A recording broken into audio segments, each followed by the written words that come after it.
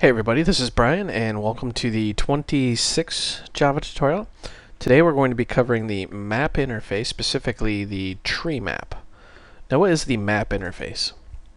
The map interface says that an object that maps keys to values. What does that mean, keys to values? Think of an employee. You have an employee and each employee has their own unique ID number. And you can kind of go down here and see the definition of the interface. You notice how there's like a clear, contains key, contains value, blah blah blah. You notice right off the bat there's no add. Well, how do you put things in? You do a put. There's put and then there's the key and the value. So we're gonna just go right into some code here. And we have our import java.util.treemap, and notice how it's Treemap. You always understand the last part of this is the interface. Tree is what the class is, and it's following the map interface. Let's go ahead and create a tree map here. And right off the bat, you notice we have two generics. Anything within these brackets is a generic. We have a K and a V. Well, the K is the key, and we're going to say an integer, and the V is a value, and we're going to say string.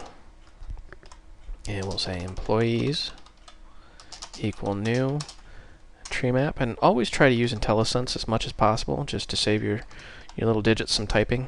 You don't want to end up with arthritis later in life.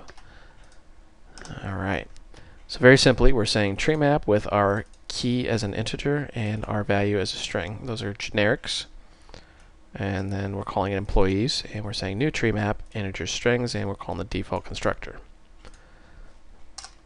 And we're going to say employees put, and notice how it's calling integer key string value, and we're going to say 1, and the name, let's just say Bob. I like Bob. Bob's a good name. You can spell it the same forward and backwards. Alright, and Bob's employee ID is 1. We're going to say employee 22 is Mary, and employee 34 is Chad. So there's our employees, and that's how we put them in the list, is using the put. Now how do you extract these? Well, there's two methods. One is to get them individually. We'll say system.out,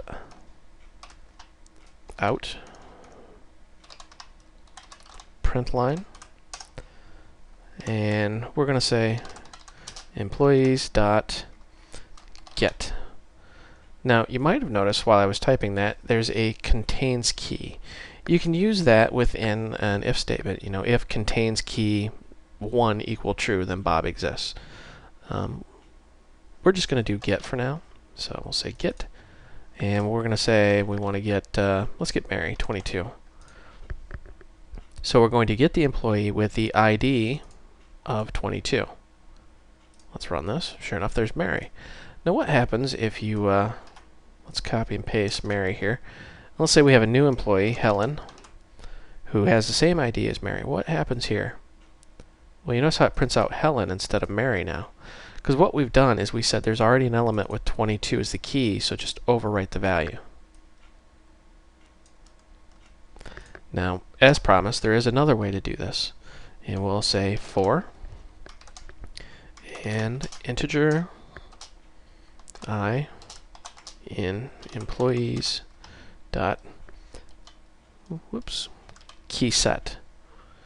A key set, think of it like a key ring. It holds all the keys. And we're just going to copy and paste this out here.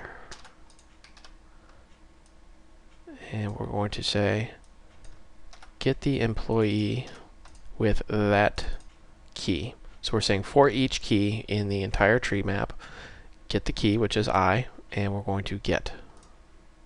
And just print it out here. See, there's Mary, Bob, Mary, Chad. Now, where's this extra Mary come from? We forgot to comment that out. Sorry for the confusion. There's Bob, Mary, Chad. Very, very simple. Let's actually put Chad as 0, just to see what happens here. You notice how it changes the order. Chad suddenly jumped to the top of the list because it orders it by key, not by value. Something to keep in mind when you're iterating over these tree maps. So this is Brian. I hope you found this video educational and entertaining, and thank you for watching.